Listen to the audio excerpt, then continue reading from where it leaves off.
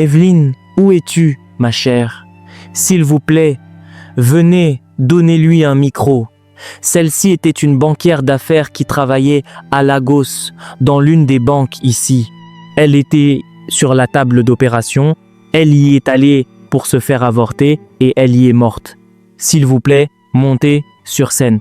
Le temps est vraiment compté, mais je vais faire comme pour le cas précédent, pour aller droit au but. Alors, nous avons besoin de savoir si la fornication envoie toujours les gens en enfer, si l'avortement envoie toujours les gens en enfer.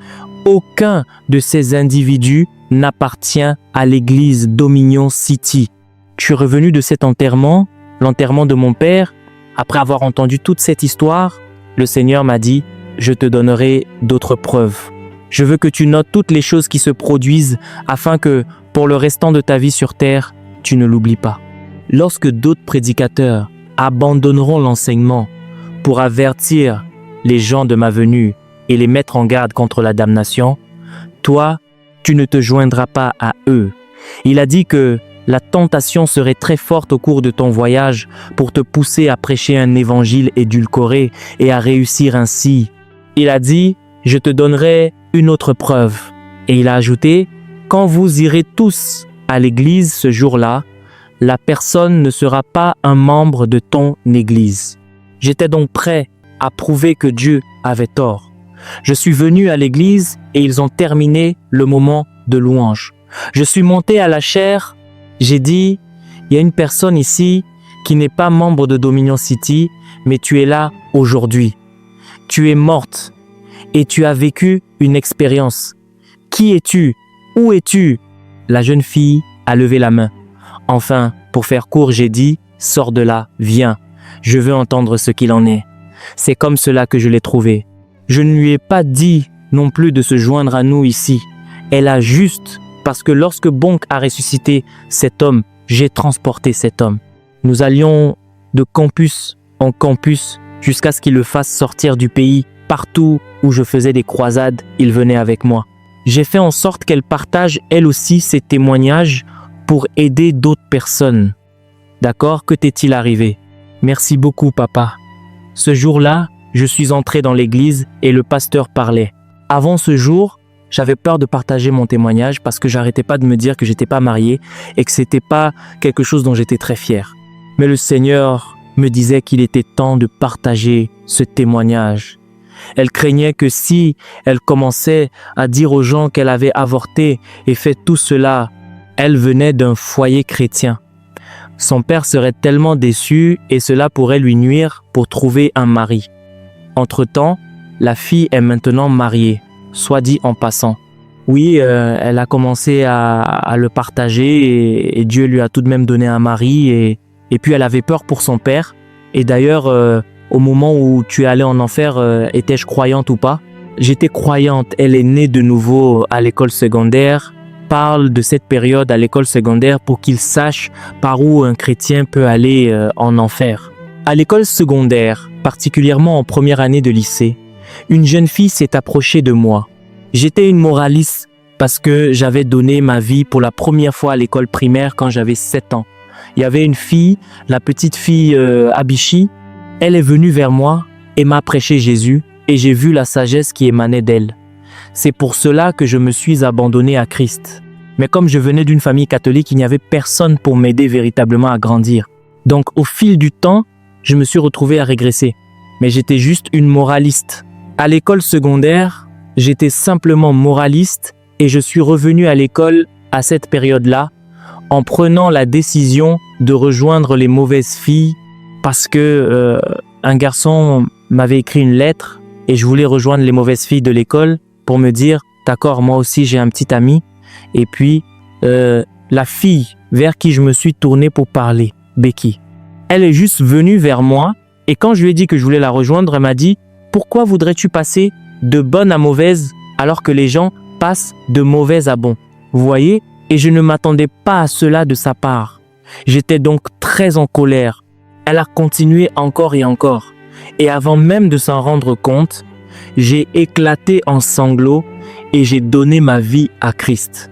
D'accord, parce que nous n'avons pas le temps. Passe à ton salut. Je veux savoir si tu es véritablement sauvé ou non. Cela nous aidera à te situer. J'ai donc donné ma vie à Christ. J'étais l'une des responsables de l'association à l'école. Nous avons fait Quand était-ce? À l'école secondaire, en première année de lycée, d'accord? J'étais l'une des responsables du groupe de partage. Nous avons fait de grands exploits à l'école.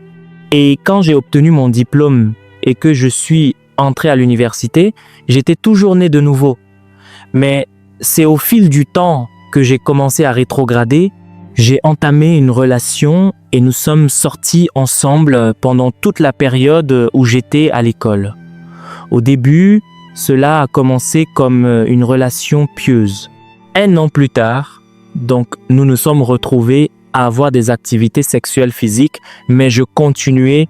Il y a un verset de l'Écriture qui continuait à interpeller mon esprit, disant qu'il est très difficile pour quelqu'un qui a goûté à la bonté de Dieu et qui fait ces choses de revenir.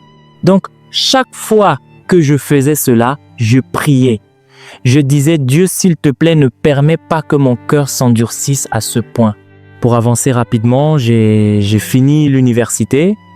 Je suis de retour à Lagos maintenant et je retravaillais alors sur ma relation avec Dieu parce que il y avait désormais une distance entre nous. J'ai commencé à me consacrer je retravaillais sur ma relation avec Dieu. J'avais donc renouvelé ma communion avec Dieu lorsque cet épisode particulier s'est produit. Je travaillais dans ce bureau spécifique et mon patron au travail. Il n'était pas directement dans notre bureau, mais il était directeur dans l'entreprise. Il m'a demandé de venir pour que nous sortions ensemble. Et j'ai regardé la situation en me disant, qu'est-ce qui pourrait arriver de mal? Je ne sortais avec personne, je m'étais préservé. J'étais célibataire depuis plus d'1 an, vous voyez, donc je ne pensais vraiment pas que quelque chose de mal pouvait arriver. Et puis, il m'a donné une adresse. Quand je suis arrivé à l'adresse, j'ai réalisé qu'il s'agissait de sa maison d'hôte personnelle. Et je n'ai pas eu peur parce que c'est quelqu'un avec qui je travaille. Vous savez, je l'avais vu venir en aide à des personnes opprimées au bureau. Il aimait défendre les personnes opprimées. Et je me retrouvais toujours à m'attirer des ennuis jusqu'au jour où, avant même de m'inviter à sortir, il a essayé de savoir quel pouvait être le problème et je lui ai expliqué. Ainsi, lorsqu'il prenait des décisions de gestion sans consulter les personnes d'un rang inférieur, il essayait toujours de savoir auprès de nous quel était le problème pour être la personne qui parlerait en notre nom. Je me sentais donc très à l'aise avec lui. Quand il m'a invité à cet endroit, je suis arrivé là, bas, et je n'ai pas eu peur. Il n'y avait aucune pensée de ce genre. Et puis, au fil du temps, il s'est approché de moi et a essayé de m'embrasser. Au début, j'étais partagée entre le fait d'être respectueuse et le fait d'être impolie. Et après un moment, alors que j'étais très ferme sur mon refus, il a continué et il m'a forcé, il m'a violé. Je me suis débattu, j'ai hurlé, j'ai fait tout ce que je pouvais pour lui résister, mais j'ai pas pu l'empêcher. Après le viol, je suis parti de là. Cela s'est produit le 22 décembre de cette année-là. Je suis donc parti de cet endroit. J'étais complètement détruite. Je ne pouvais parler à personne. Je ne pouvais raconter cela à personne. Je suis rentré à la maison. C'était juste ce même patron au bureau, une collègue qui me harcelait, à qui j'ai dû le dire parce qu'elle me voyait pleurer. J'étais toujours en larmes. Je me suis confié. Je lui ai raconté ce qui s'était passé, mais je ne lui ai pas dit que c'était notre patron. Je lui ai juste dit ce qui s'était passé. Après cet épisode, quelques jours plus tard, le 31 décembre, je suis allé à l'église et parce que, je ne faisais que me blâmer en me disant que je savais que j'étais allé là-bas, que j'avais pris mes jambes pour y aller. C'est donc de ma faute. Je ne pouvais le dire à personne, vous voyez, alors cela me rongeait. Et quand je suis arrivé à l'église ce jour-là, j'ai juste crié à Dieu et je me suis redonné à Dieu. J'ai abandonné toute ma douleur. J'ai abandonné. Cela m'a aidé à me pardonner à moi-même. Ce 30 et 1 décembre, je suis rentré à la maison ce matin-là et j'ai commencé à ressentir cette douleur dans mon estomac et j'ai essayé de comprendre pourquoi je ressentais de la douleur. j'ai dit « D'accord, peut-être parce que je n'ai pas eu d'activité sexuelle pendant une si longue période, c'est peut être pour cela que je ressens cette douleur. » Mais après un moment, je me suis contenté de marcher jusqu'à l'hôpital, comme s'il y en avait un là. J'ai juste marché jusqu'à l'hôpital derrière ma maison. Et au moment où je suis arrivé là-bas, j'ai tout raconté au médecin. Après quelques examens, il a dit « Eh bien, il semble que vous soyez enceinte. » La situation était terrible. Maintenant, j'étais enceinte. Qu'allais-je faire? Je me suis mise à penser toute ma vie, mes parents, tout le monde m'a admiré. Les gens qui me connaissaient au pays vous le diraient. Je pensais à mes parents, ils nous utilisaient comme exemple en disant « Sois comme l'enfant de telle personne ». Maintenant, cela ne s'est pas produit quand j'étais à l'école primaire, ni à l'école secondaire, ni à l'université. C'est maintenant que je travaille que je tombe enceinte. Je ne savais tout simplement pas quoi faire. Je traversais énormément de choses à ce moment précis. Il m'arrivait même de marcher sur la route et une voiture manquait de me renverser.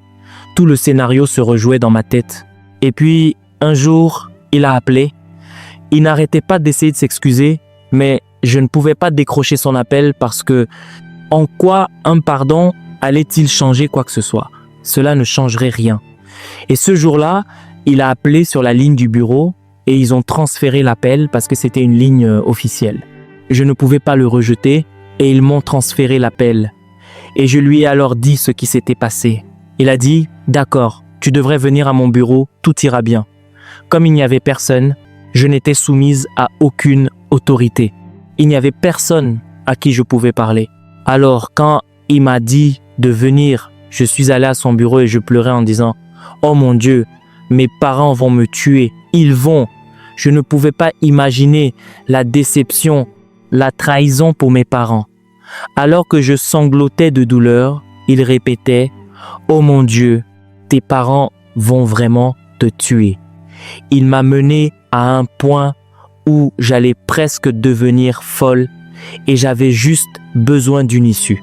Et il a dit « Eh bien, il y a une issue. Ce sera notre seul petit secret. Personne ne le saura. » J'y ai réfléchi vraiment. Il m'a dit alors que il avait un ami qui pouvait m'aider à enlever le bébé et que personne ne le saurait. Et j'ai regardé la situation en me disant que je pourrais récupérer ma vie, personne ne le saurait. Et il m'a donné l'adresse. Sur le chemin de cet hôpital, je me souviens que j'étais dans la voiture et je me suis souvenu de ces mots que j'avais l'habitude de prononcer à l'époque. Je me disais « Evelyne, le jour où tu essaieras de te faire avorter sera le jour où tu mourras. » J'ai répété cela. Je me suis souvenu de cela. J'ai dit « Dieu, tu sais que ce n'est pas de ma faute. Je n'ai pas planifié cela. » Que tout le monde note cela. Faites attention aux choses que vous dites, même au nom de vœux ou de consécration. Faites simplement attention. Oui, j'ai donc dit « Dieu, tu sais que ce n'est pas de ma faute. » Je n'ai pas planifié cela. J'ai juste dit « Dieu, s'il te plaît, pardonne-moi pour ce que je suis sur le point de faire. Mais je n'y peux rien. Je dois faire ça. » Et je suis arrivé à l'hôpital. C'est quand le médecin a commencé la procédure que, quelques secondes plus tard, je suis morte. Je me suis vue allongée sur le lit d'hôpital. Et je me regardais debout, deux versions de moi. J'ai essayé de comprendre. J'ai passé un certain temps ici sur Terre. Je n'ai jamais vu comment deux personnes identiques peuvent se trouver au même endroit. Pendant que j'essayais encore de comprendre ce qui se passait, j'ai été coupé. J'ai commencé à me réjouir. Parce que je sais que le ciel est en haut et l'enfer en bas. Alors que j'étais excité à l'idée de monter, les secondes qui ont suivi m'ont dirigé vers le bas. La première chose que j'ai pu voir était un mur qui s'étendait depuis la surface de l'abîme. Il y avait des ténèbres épaisses, le genre de ténèbres que je ne connais pas, que je ne peux même pas expliquer, le genre de ténèbres que vous ne pouvez pas imaginer.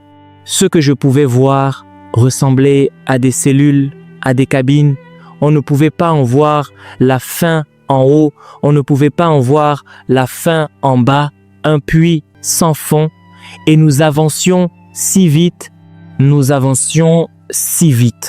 j'essayais encore de comprendre ce qui se passait. Et puis, cela m'est apparu comme une évidence. La première chose qui s'est produite, c'est que je me suis retrouvé de l'autre côté. Et la première chose que j'ai vue, c'était une femme. Cette femme brûlait depuis 100 ans. Elle fondait comme de la cire de bougie. Et elle se reformait. Et elle criait. Elle hurle. Je l'ai vue. Mais dans les secondes qui ont suivi, il ne s'agissait plus de ce que je voyais, il s'agissait de moi. J'ai commencé à brûler. Le feu a commencé à me brûler depuis ma tête jusqu'à la plante de mes pieds. J'ai commencé à hurler, je criais, je grinçais des dents, je criais. Maintenant, le feu qui me brûlait. Imaginez qu'on vous mette à l'intérieur d'un camion-citerne de carburant et que le camion-citerne soit en feu. La douleur ne va pas diminuer. Alors que je brûlais, la douleur du feu augmentait. Le feu, ainsi que la douleur du feu, les cris et le côté frappant de la chose, c'est que lorsque je criais, mon premier cri était fort. Mon cri suivant était plus fort. Un cri sans cesse croissant, mais votre force n'augmente pas. Alors que je criais, il y a beaucoup de choses qui sont devenues vivantes pour moi.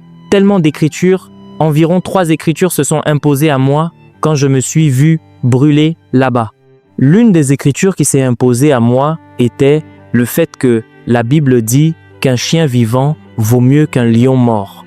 Quand je suppliais Dieu et que je lui demandais, j'ai juste dit, Dieu, donne-moi juste une seconde. Je ne demande pas 1 million d'années. Je ne demande pas 1 million d'années. Juste une seconde, une seconde, une seconde. Et il m'a demandé, il a dit, combien de secondes y a-t-il dans une minute? Il a dit, combien de minutes y a-t-il dans une heure? Combien d'heures dans une journée? Combien de jours dans un mois? Combien de mois dans une année? Combien d'années as-tu passé sur cette terre?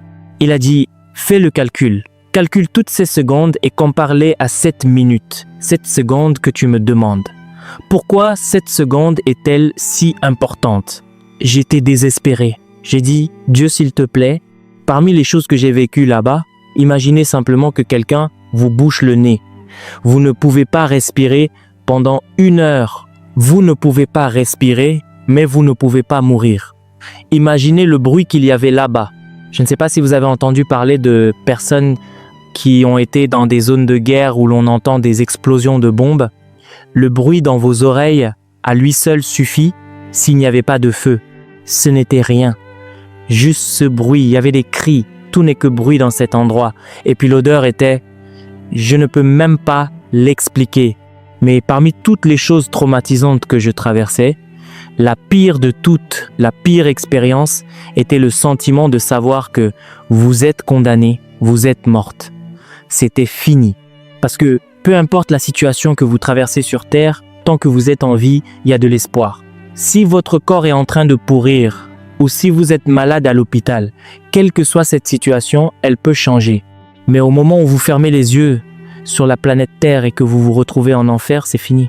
Pendant que je suppliais encore Dieu, je lui ai demandé, je lui ai dit de me donner, s'il te plaît, l'opportunité de revenir et de partager ce que j'ai vécu. Alors que je suppliais encore Dieu, il m'a posé une question. Il a dit que Jésus, le Fils de Dieu, est revenu sur terre. Ils ne l'ont pas écouté. Il a dit que beaucoup sont morts, beaucoup sont revenus avec des avertissements. Ils ne les ont pas écoutés. Ce sont des apôtres. Il a dit que le livre de l'Apocalypse a été donné aux gens pour qu'ils le lisent. Il a dit qu'ils ne l'ont pas lu et encore moins cru. Il a dit que beaucoup sont revenus avec des avertissements. Ils ne les ont pas écoutés. Il a dit, pourquoi t'écouterait-il toi? J'ai dit, Dieu, donne-moi juste cette chance. Je reviendrai et je dirai à quiconque a des oreilles que cela m'est arrivé. Alors que je luttais encore, que je disais encore cela, je me suis retrouvé en train de repartir. Nous sommes arrivés très près de l'hôpital. Et puis je me suis réveillé dans mon corps. Pendant quelques jours, j'ai pensé que la seule chose que j'avais à faire était simplement de louer Dieu, la peur. Je ne pouvais pas comprendre comment l'enfer pouvait être si réel alors que nous vivons comme si tout était normal. J'essayais encore de le comprendre et vous savez, pendant quelques jours au cours de cette période particulière, je me promenais comme une folle. Depuis la banque, je prenais juste mon système de sonorisation publique. Je me tenais sur la route. Si je vous rencontrais, je voulais vous tirer par tous les moyens pour que vous n'alliez pas en enfer. J'étais traumatisé par ce que j'avais vu, mais plus tard, il a commencé à m'enseigner que c'est l'amour de Dieu et pas seulement la peur de l'enfer. Comprendre la grandeur de ce que Jésus a fait, voilà ce qui me permettrait et m'aiderait à entrer au ciel. Une partie des choses dont Dieu m'a sauvé était ce sentiment d'impuissance totale. Quand je brûlais et que je demandais à Dieu de me donner une autre chance, je savais que j'étais condamné. Je savais que c'était fini. Je savais qu'il n'y avait aucun moyen. Je savais qu'il n'y avait tout simplement aucun moyen. C'était fini. Ce mot condamné est devenu réel et vivant pour moi. Et je suis revenu et Dieu m'a donné l'opportunité de partager mon histoire. Pendant un certain temps, je l'ai partagé, mais après un moment, j'ai dit, Dieu, donne-moi d'abord un mari. Si seulement tu me donnes un mari, je la partagerai. Et puis un jour, il m'a dit, pour la même raison que tu es morte la première fois, tu mourras à nouveau si tu ne vas pas proclamer mon avertissement. Il a dit, j'ai compassion de toi. Et je demandais à Dieu, parmi les choses que je lui ai demandé à mon retour, je lui ai dit, Dieu, pourquoi moi? Et il m'a dit, fais miséricorde à qui je fais miséricorde. Non pas parce que j'ai crié le plus fort, non pas parce que j'étais plus bruyante, non pas parce que j'étais meilleure, parce que vous savez, d'autres personnes étaient là aussi à crier, à demander une seconde chance. L'enfer n'a pas commencé dans le Nouveau Testament. Le ciel n'a pas commencé dans le Nouveau Testament. Ils étaient là avant la venue de Jésus et ils sont là après sa mort. C'est le même chemin raisonnable vers l'enfer. Ensuite, le salut, donnez votre vie à Christ et recevoir le salut est ce qui vous qualifie pour le ciel. Mais cela ne signifie pas qu'après avoir reçu le salut, vous vous déchaînez en vous disant « Je suis maintenant sauvé, rien ne peut arriver ». Vous commencez à commettre les mêmes offenses. La Bible dit « Travaillez à votre salut avec crainte et tremblement, car c'est Dieu qui produit en vous le vouloir et le faire, selon son bon plaisir. » Au moins pour moi, alors que ce rassemblement se termine, je peux avoir la paix. Nous avons accompli l'instruction que le Seigneur nous a donnée. Je me dis oui, j'aime le fait qu'il me le rappelait ici également. Il a dit, tu fais ta part, ensuite tu es libéré du sang de tout le monde. Maintenant, laissez-moi vous dire, la responsabilité de prêcher la vérité incombe aux prédicateurs et au peuple de Dieu. Mais après qu'ils l'ont prêché, la responsabilité les quitte. La responsabilité désormais, ce que vous en faites est maintenant entre vos mains. Merci d'avoir regardé cette vidéo. N'oubliez pas de télécharger notre livre Les Généraux de Dieu pour davantage connaître l'histoire de ces généraux de Dieu. C'est plus de 100 histoires inspirantes, 25 biographies à l'intérieur. Que Dieu vous bénisse abondamment.